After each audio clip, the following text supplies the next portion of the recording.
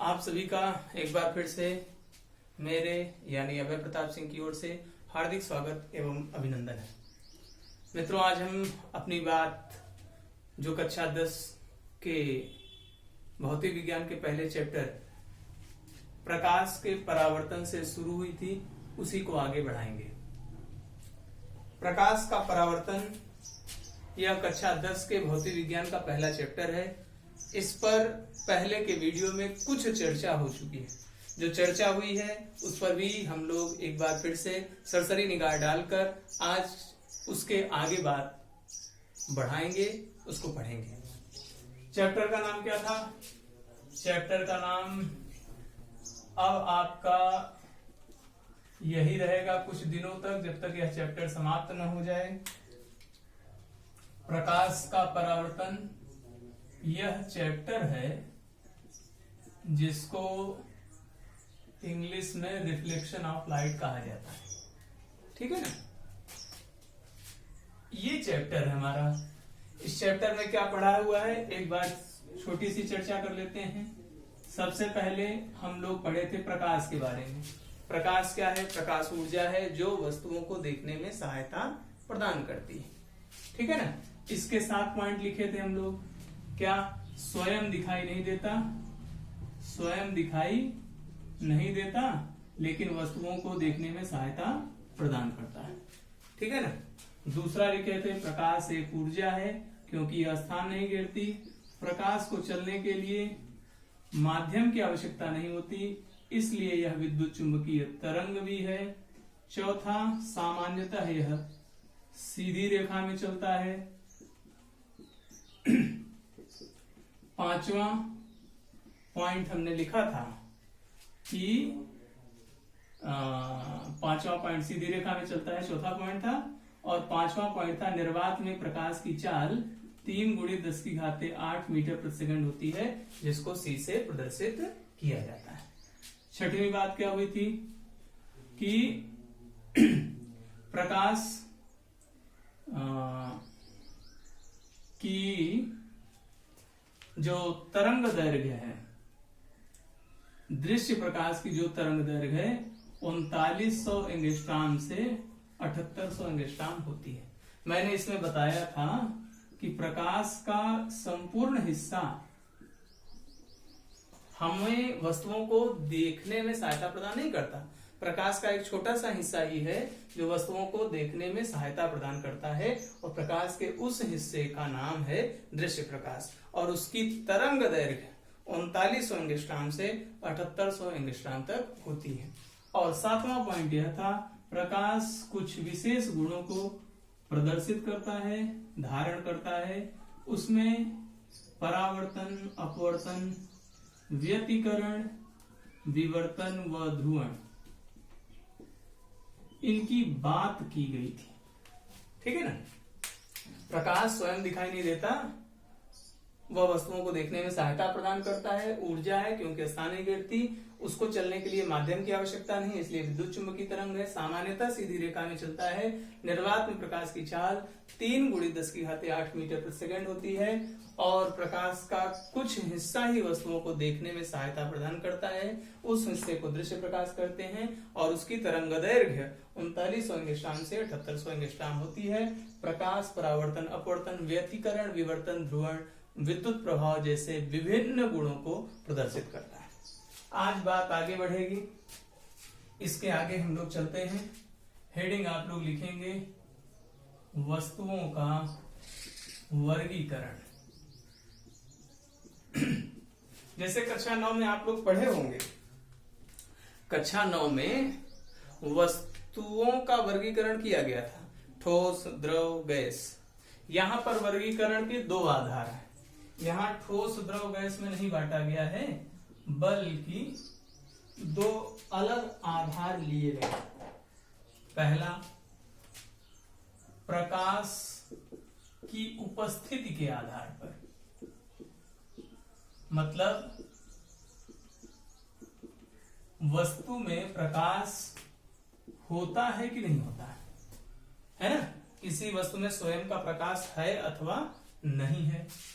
और दूसरा आधार है प्रकाश के पार होने के आधार पर, मतलब कि प्रकाश उस वस्तु से पार हो जाएगा अथवा नहीं। जैसे है ना, कोई चीज है उससे प्रकाश पार होगा कि वह लौटेगा, या कुछ हो सकता है कुछ अलग हो, है ना, इसी पर हमको चर्चा करनी है। चलिए हम पहला आधार उठाते हैं।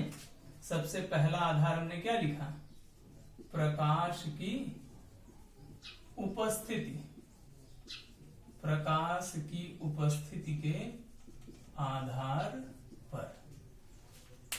तो प्रकाश है अथवा नहीं, इस आधार पर कितने प्रकार की वस्तुएं होते हैं, तो प्रकाश की उपस्थिति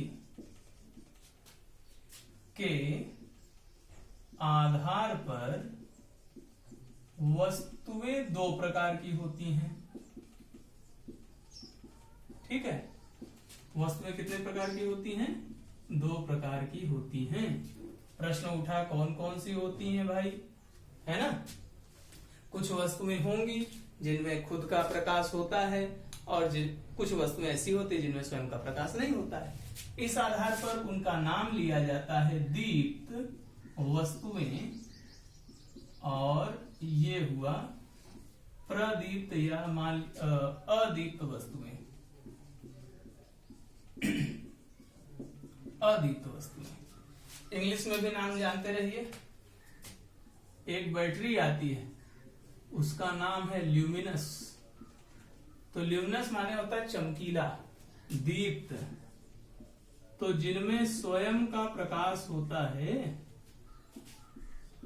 खुद का प्रकाश होता है दीप्त, और जिनमें स्वयं का प्रकाश नहीं होता है अदीप्त वस्तुएं कहलाती हैं। ठीक है, तो प्रकाश है कि नहीं है, इस आधार पर वस्तुएं कितने प्रकार की, दो प्रकार की होती हैं। एक दीप्त जिनमें स्वयं का प्रकाश होता है, और एक अदीप्त जिनमें स्वयं का प्रकाश नहीं होता है। परिभाषा हम लोग फटाफट लिखेंगे। पहली हेडिंग लिखें क्या, दीप्त वस्तुएं। अभी हम लोग परिभाषा लिखेंगे, फिर एग्जाम्पल भी देखेंगे, है ना। तो दीप्त वस्तुएं की परिभाषा क्या, जिन वस्तुओं में स्वयं का प्रकाश होता है,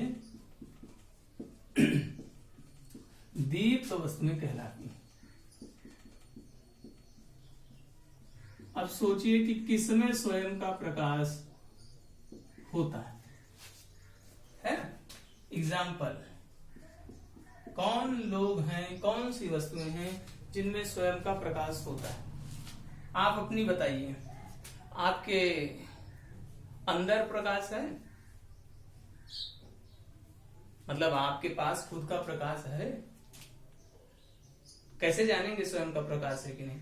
आपको अंधेरे में रख दें और आपकी वजह से वस्तुएं दिखने लगे, तो आप समझ जाइए दीप्त है, आप में स्वयं का प्रकाश है। तभी तो आप दूसरों को दिखा, जिसमें खुद का होगा वो तो दिखेगा ही, है ना। और वो दिखे चाहे न दिखे, लेकिन दूसरे लोग दिखेंगे। सूर्य को देखना बहुत कठिन काम है, खुद का प्रकाश तो है लेकिन उसको देखना कठिन है, लेकिन उसकी वजह से सब चीजें दिखाई देती है कि नहीं। तो आप में है कि नहीं, मेरे ख्याल से मेरे में तो नहीं है।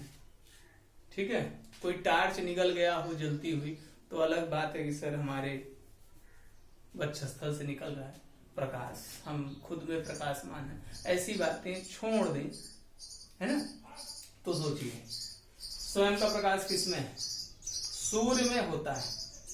कोई कहे सर चंद्रमा में भी तो होता है, सूर्य दिन में दिखाता है, चंद्रमा रात में दिखाता है। तो बात तो सही है, सूर्य के कारण दिन में दिखता है, चंद्रमा के कारण रात में दिखता है। लेकिन एक छोटी सी बात यहाँ पे गड़बड़ है, चंद्रमा कारण जरूर है लेकिन फिर भी वह प्रकाश उसका खुद का नहीं। तो सूर्य का प्रकाश चंद्रमा पर और चंद्रमा का प्रकाश पृथ्वी पर आता है। तो सूर्य में तो स्वयं का प्रकाश है, वह दीप्त में जाएगा, और चंद्रमा अदीप्त है। भले ही वह कारण बनता है रात में दिखाई देने का, लेकिन उसमें स्वयं का प्रकाश नहीं होता। अच्छा, जुगनू किस में आएगा? जुगनू, जुगनू जानते हैं ना, जो रात में उड़ता रहता है, छोटा सा कीड़ा है ना, देखा होगा, उड़ता है तो प्रकाश आता है। एक मछली भी है, टारपीडो नाम है उसका, सुना होगा 6, 7, 8 में, है ना, तो वो भी कहते करंट मारती है, उसमें प्रकाश होता है। ठीक है। लालटेन, बल्ब, कोई सर कहे सर बल्ब तो रोशनी नहीं दे रहा है, हमारे यहाँ एक बार लाइट कट गई, बल्ब रोशनी नहीं दे रहा था। चलिए ठीक है, लेकिन अगर लाइट रहेगी तो वो प्रकाश देगा कि नहीं, है ना। तार में भी करंट है, लेकिन तार तो प्रकाश नहीं दे रहा है। बिजली है, तार प्रकाशित नहीं कर रहा है, न हो रहा है, लेकिन बल्ब प्रकाश का साधन बना, इसलिए विद्युत बल्ब दीप्त में आएगा। लाइट हो, सामान्य कंडीशन की बात है, कोई कहे सर हमारा बल्ब फ्यूज था, हम उसमें बिजली लगा रहे थे, वो प्रकाश नहीं दे रहा था, आप तो कहते बिजली होने पे वो दीप्त माना जाता है। तो मैं जो कह रहा हूं उसमें सब दुरुस्त रहे तो जलती हुई लालटेन, जलती हुई मोमबत्ती, जलता हुआ बल्ब, जलता मतलब प्रकाशमान, जो बल्ब होगा वो किस में जाएगा? दीप्त में। इसके अलावा जो कुर्सी, मेज, पृथ्वी, चंद्रमा, मैं, आप, यह मोबाइल, ये सब अदीप्त है। समझ में आई बात? तो चलिए दीप्त के उदाहरण लिख लेते हैं। सूर्य, आपने कहा सूर्य, असल में सभी तारे जो भौतिक विज्ञान पढ़े होंगे पहले, अथवा भूगोल में आता है तारा, ग्रह, उपग्रह, तो तारे की परिभाषा क्या बताई जाती है? जिसमें स्वयं का प्रकाश होता है, ऐसे आकाशीय पिंडों को तारा कहते हैं। जो तारे की परिक्रमा कहते हैं ग्रह, जो ग्रह की परिक्रमा कहते हैं उपग्रह कहलाते हैं, है कि नहीं।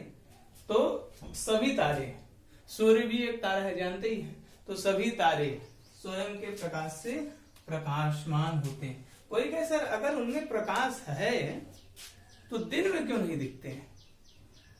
दिन में उनका महसूस हो तो समझ में आए कि वो दीप्त है, उनमें स्वयं का प्रकाश है, ऐसे तो नहीं लग रहा।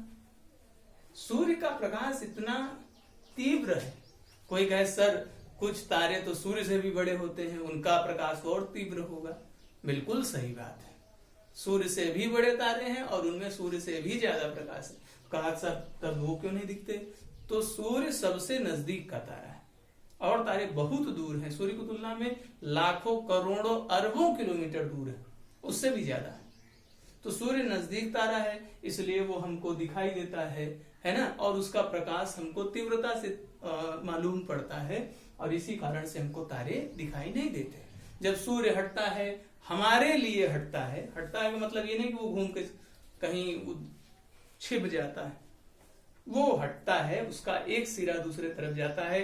जब हम अंधकार का सामना करते हैं तो वो तारे जो बहुत दूरी पर हैं वो भी हमको दिखाई देने लगते हैं।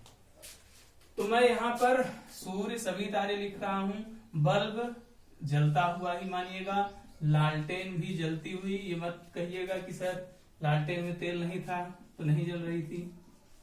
तो लालटेन, वो जुगनू जो मैंने कहा, मोमबत्ती मैंने कहा, है ना, और एक मछली का नाम लिया था, है ना, टारपीडो, वो भी, ये सभी आते हैं दीप्त में। अब आते हैं अदीप्त वस्तु में। अदीप्त वस्तु में देखिए, हमें जल्दी जल्दी लिखना है, हमें 2 काम करने हैं, हमें लिखना भी है, समझाना भी है, और उदाहरण भी देना है, ठीक है ना। तो हमारी राइटिंग कैसी है उस पर हम ध्यान देंगे, प्रयास करेंगे अच्छा लिखें, और आपकी राइटिंग अच्छी हो इस पर आपको ध्यान देना है, ठीक है ना। उम्मीद है आप लोग बात समझ रहे होंगे और समझ के उसका पालन करेंगे। तो अदीप्त वस्तुओं की परिभाषा क्या? जैसे दीप्त में क्या लिखे थे? जिन वस्तुओं में स्वयं का प्रकाश होता है दीप्त वस्तुएं कहलाती हैं। इसी तरीके से इसका बनेगा, जिन वस्तुओं में स्वयं का प्रकाश नहीं होता है ना, स्वयं का प्रकाश नहीं होता है। स्वयं का प्रकाश, दूसरे का पा जाए अलग बात है, जैसे चंद्रमा दूसरे का पाता है, दिखाई देता है। स्वयं का प्रकाश नहीं होता है, अदीप्त वस्तुएं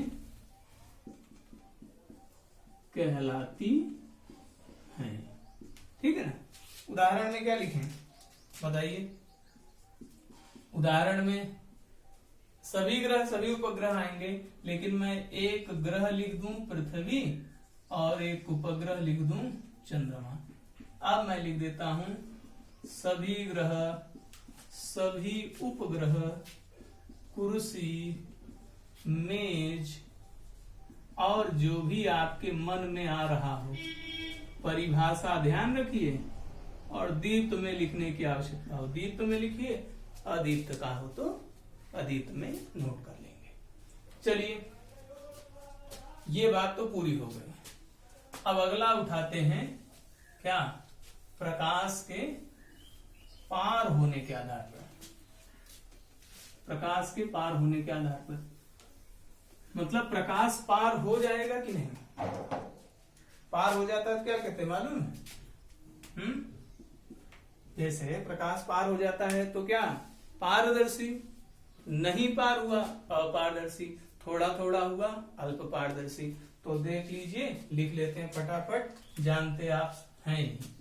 तो प्रकाश के पार होने के आधार पर, पार होने के आधार पर वस्तुएं कितने प्रकार की, 3 प्रकार की होती है। ठीक है ना, 3। पार हो गया तो क्या, पार हो गया तो पारदर्शी। इसको अंग्रेजी में कहते हैं ट्रांसपेरेंट, है ना, ट्रांसपेरेंट। दूसरा अल्प पारदर्शी, उसको कहते हैं ट्रांसल्यूसेंट। ठीक, और तीसरा है अपारदर्शी, उसको कहते हैं ओपेक। पारदर्शी पार दिख गया। अच्छा हाँ, एक बात और, पारदर्शी का हिंदी में विलोम अपारदर्शी, इंग्लिश में आपको एक विलोम पता हो गया, एंटोनिम पता हो गया कि ट्रांसपेरेंट पारदर्शी, ओपेक अपारदर्शी। तो विलोम के रूप में भी इसकी इंग्लिश याद रखेंगे, काम करेगा। अब एक एक की परिभाषा लिखेंगे और एक एक का उदाहरण फटाफट लिखें। क्या, पारदर्शी में जिन वस्तुओं से प्रकाश पार हो जाता है, पार अगर हो गया तो उन्हें क्या कहेंगे, पारदर्शी वस्तुएं, है ना। तो जिन वस्तुओं से प्रकाश पार हो जाता है पारदर्शी वस्तुएं कहलाती हैं। जैसे बताओ, अच्छा किन से पार हो जाता है? वायु से पार हो जाता है कि नहीं? वायु से हो जाता है। कैसे? वायु से कैसे हो जाता है? जैसे मान लीजिए हवा है, एक जगह से दूसरी जगह तक अगर हवा भरी हुई है तो प्रकाश पार हो जाएगा। कैसे पार हो जाएगा? अगर पार न होता, जैसे खिड़कियां खुली हैं तो खिड़की के इस पार भी दिख रहा है, उस पार भी दिख रहा है कि नहीं? क्यों? क्योंकि हवा अगर रोक सकती तो इस पार का दिखता, उस पार का न दिखता। तो वायु पारदर्शी। पानी, अच्छा ये बताइए, बाल्टी में अगर कोई चीज डाल दे, आपका बटन गिर जाए, ठीक, सिक्का गिर जाए, तो आपको दिखाई देता है, तभी ना निकाल पाते हैं, नहीं तो ऐसे टटोलते रहे, है ना।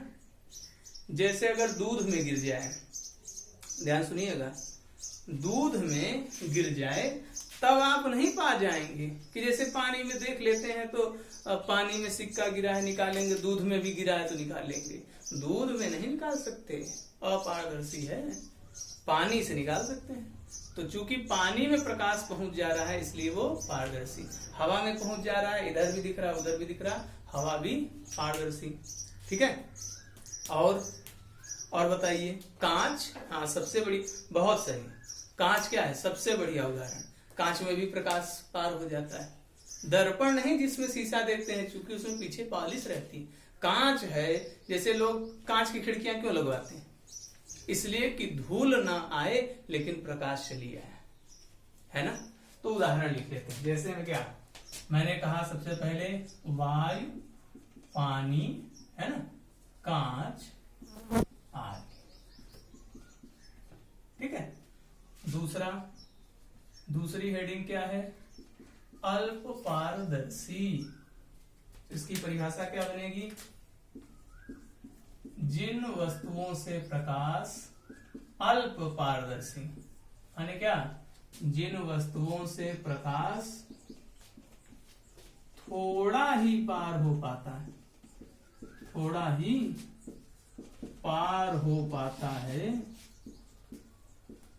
अल्प पारदर्शी वस्तुएं कहलाती। अल्प पारदर्शी वस्तुएं कहलाती हैं, ठीक है। जैसे